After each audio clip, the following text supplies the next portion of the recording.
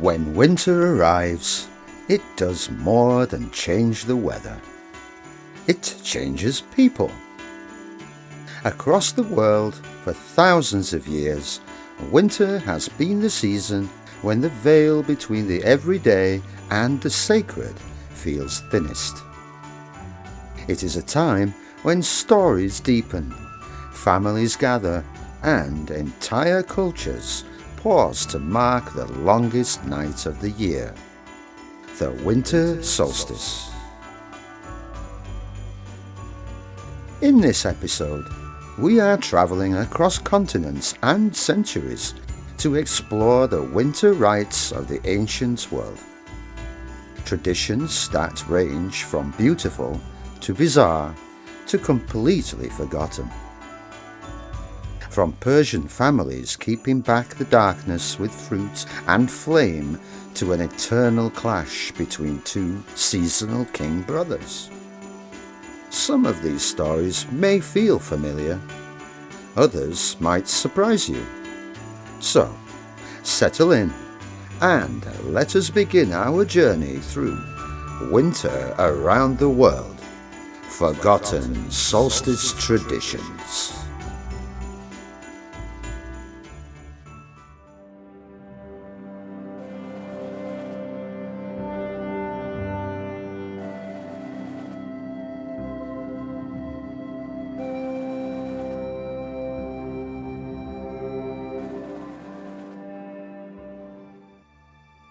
In the Nordic lands, the solstice marked Yule, the ancestor celebration of Yule.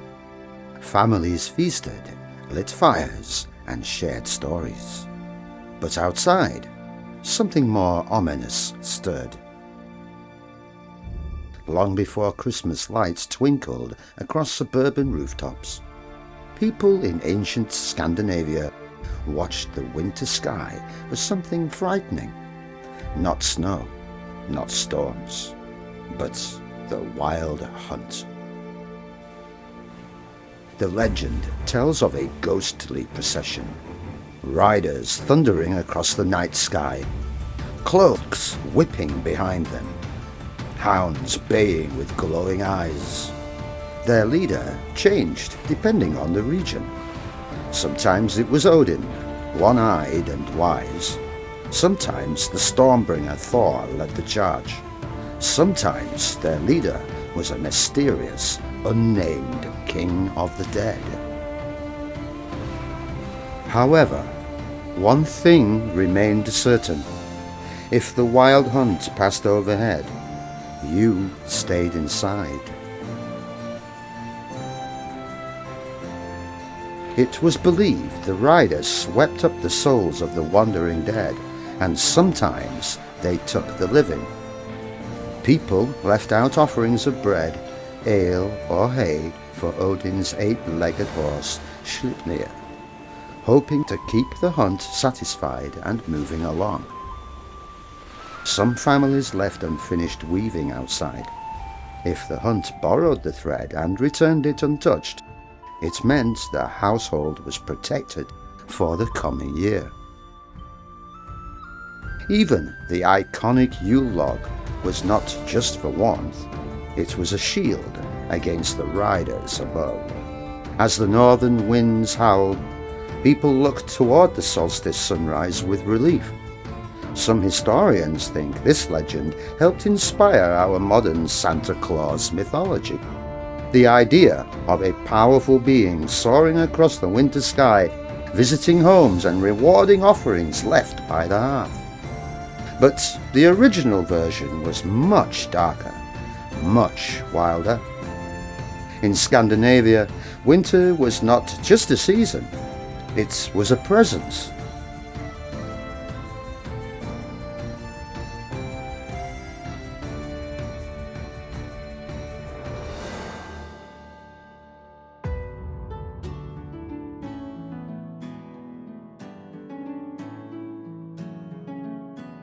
Travelling southwest across the sea, winter takes on a mythic shape in Ireland and the Celtic lands. Here, the solstice was not only about the turning of the sun, It was about war. A mythic eternal clash between two brothers, two seasonal kings, each representing the rising and falling of the year. The Holly King, ruler of the waning year, his cloak a deep green, his crown made of red holly berries and thorns. He is the cold in the wind, the encroaching darkness, the frost that creeps across abandoned fields. He holds power from midsummer all the way to the solstice, and on the longest night, he stands at the height of his strength. But then, in the deepest hour of winter, his brother awakens.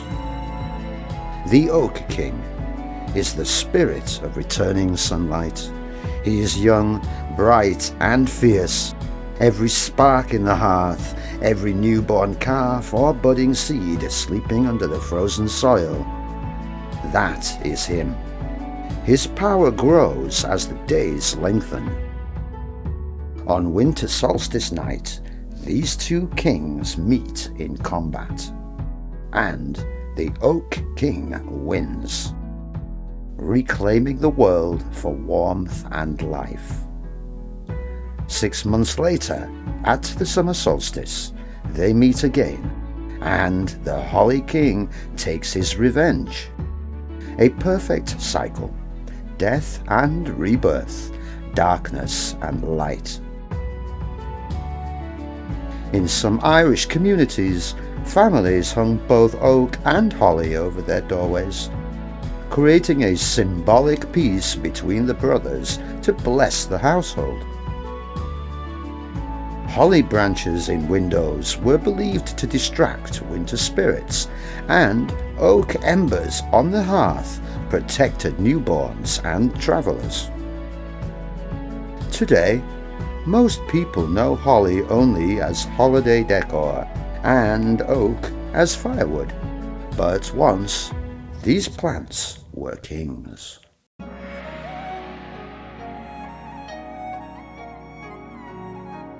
As we leave the Celtic lands behind, we travel east, where another winter legend tells of a sun that once disappeared entirely. In Japan, winter is tied to a story about darkness and the goddess who brought back the sun.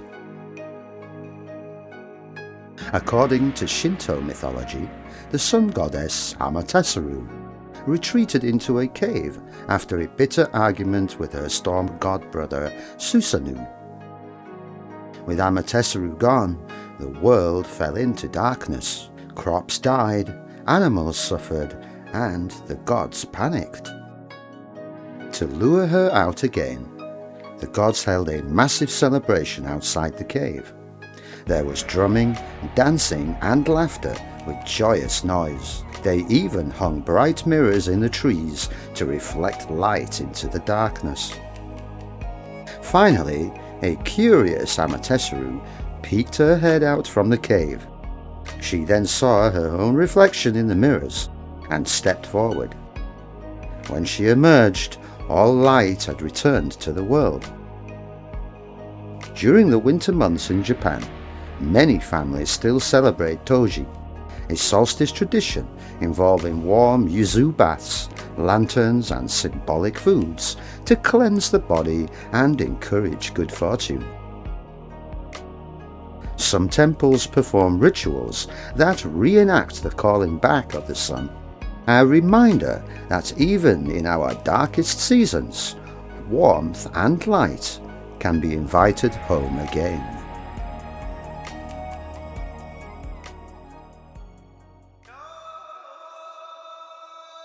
From Japan's warm baths and sunlit myths, we journey west into a land where the solstice is a confrontation with darkness itself. In Iran, the longest night of the year is celebrated with one of the oldest surviving solstice festivals, Yalda, a tradition dating back to Zoroastrian times. families gathered to stay awake through the night, guarding themselves against misfortune, because ancient Persians believed darkness was dangerous, a time when evil spirits stirred. So, how did they protect themselves? With fruit, pomegranates, watermelons, and bowls of nuts were set on the table.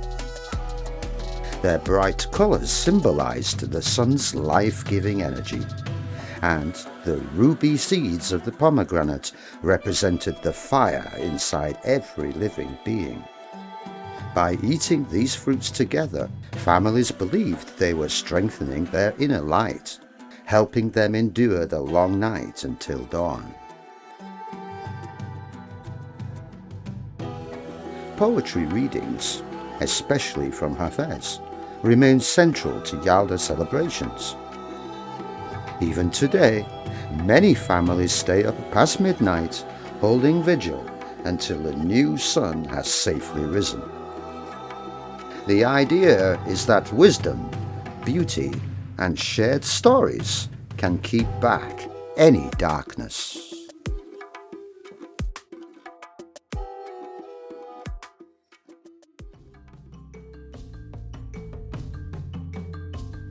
From the deserts of Iran, we now travel to Africa's highlands and coasts, where the solstice was measured not just by seasons, but by stars.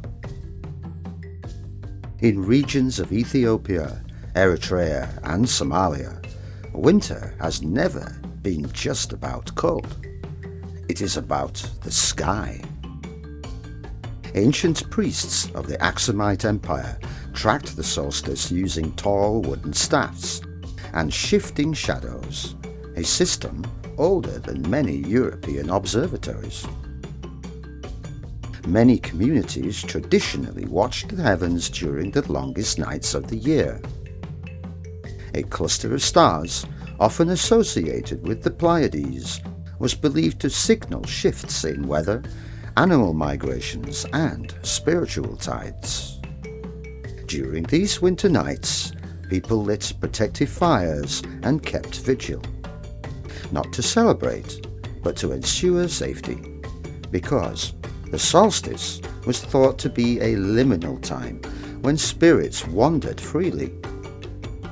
If the stars appeared bright and clear, it meant the coming year would be prosperous.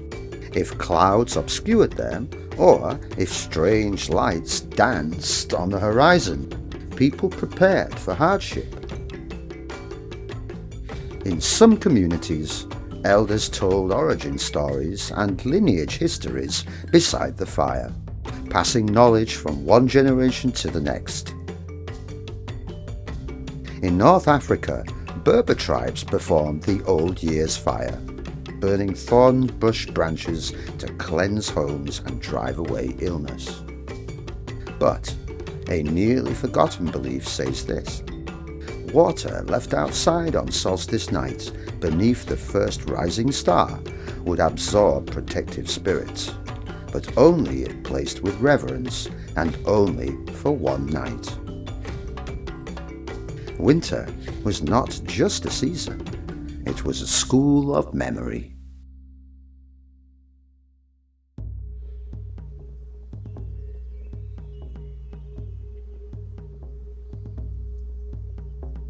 Now we cross the ocean to the Americas, where midwinter carried its own spiritual weight.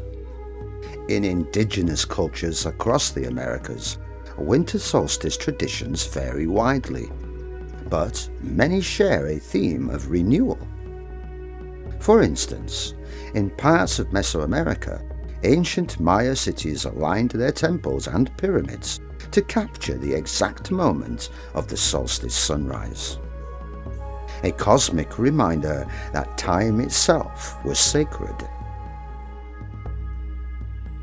In the American Southwest, the Hopi marked the solstice with Soya, a ritual ceremony designed to call back the sun. Kachina spirits, Powerful beings connected to fertility and weather returned to the villages during this time. Homes were once sealed with protective cornmeal lines, and children were given feathers to help lift the sun through ceremonial dances. Prayers, dances, and blessings all prepared the community for the new agricultural year. Farther north, among the Iroquois, the midwinter ceremony includes dream sharing, storytelling, and dances meant to cleanse the village of negativity before the new year begins. Across the Arctic, Inuit villages faced weeks of unbroken night. Shamans performed spirit invitation rituals, ensuring the sun's safe return. Additionally, some families hung fish bones near doorways, a forgotten tradition meant to attract ancestral help. Across all of these cultures, winter was not something to dread, it was a doorway to renewal. Now we travel across the Pacific. Here we find a culture where the solstice marks not just the sun's rebirth, but the cosmic balance of yin and yang. In China, the winter solstice is celebrated through Dongzhi, meaning the arrival of winter. Some scholars believe that Dongzhi was once considered more important to ancient peoples than the Lunar New Year itself. At first glance, Dongzhi seems quite simple. Families gather, they honor ancestors, and eat special foods like tanghuan, sweet glutinous rice dumplings whose shape symbolizes unity and renewal. But behind the custom lies an ancient cosmological idea. Winter solstice is the moment when yin, the cold, dark energy, reaches its peak, and yang, the warm, vibrant energy, is reborn. This is why Dongzhi is seen as a time of cosmic balance, a moment when the universe resets, a turning point where life begins growing again, quietly beneath the frost. Ancient frontier tellers used the solstice as a cosmic reset, the one night when destiny itself was believed to rewrite its course. Arguments were settled before this night, so resentment did not carry on into the coming year. Through all of this, balance, both cosmic and personal, began anew. Today, many people not always think about yin and yang when they eat their winter dumplings, but the symbolism is still there. Warmth overcoming cold, and unity overcoming isolation.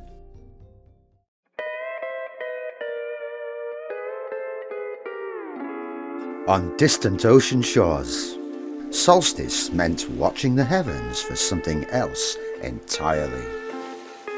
Across Polynesia, Micronesia, and Melanesia, winter solstice traditions are intertwined with one ancient skill: navigation by the stars. For thousands of years, Pacific navigators read the night sky like a map. The rising of the Pleiades signaled the new season, marking a shift in the star paths overhead, especially the rising and setting positions of important stars used for navigation. In Hawaii, it marks Makali season, dedicated to Lono, god of peace, rain, and fertility.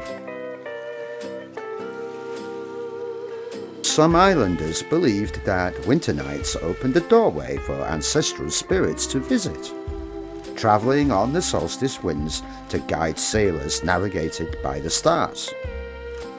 Launching a canoe during this time was considered sacred, as the ocean itself was a pathway between worlds. In places like Hawaii and Samoa, winter was a season for story songs, passed down through generations.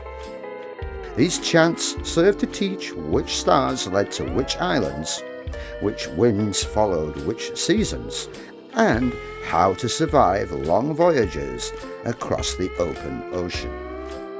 While Western cultures often saw winter as a time of stillness, the Pacific saw it as a time of orientation and a moment to understand your place in the cosmos.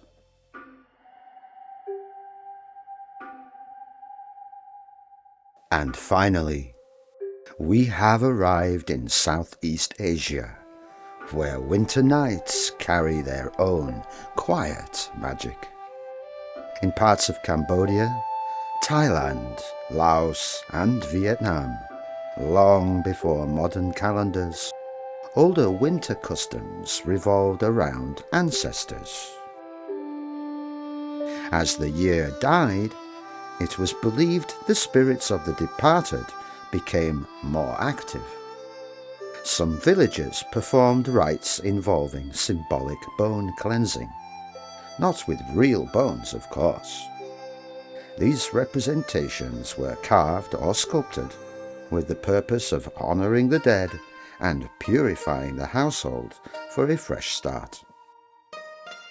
Others stayed awake through the longest nights, keeping lanterns lit so wandering spirits could find their way home. Winter, to them, was not frightening. It was a family reunion between the living and the dead, supervised by candlelight. Ancient Khmer folklore tells of a night when the soul might wander during sleep. To protect themselves, families placed small knives beneath pillows, not to harm, but as symbolic tools meant to cut off misfortune. This practice, nearly erased after the fall of the Angkor Empire, lingers only in scattered rural stories. The winter solstice was a night to stay aware and to keep watch as the world shifted towards light.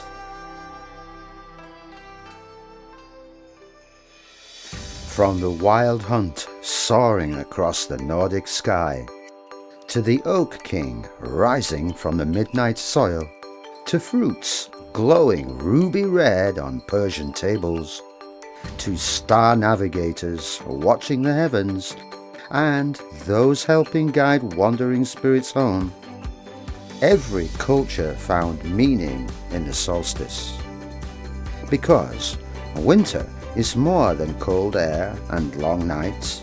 It is a reminder that the world turns, that darkness peaks and then fades, that light always returns, slowly but inevitably.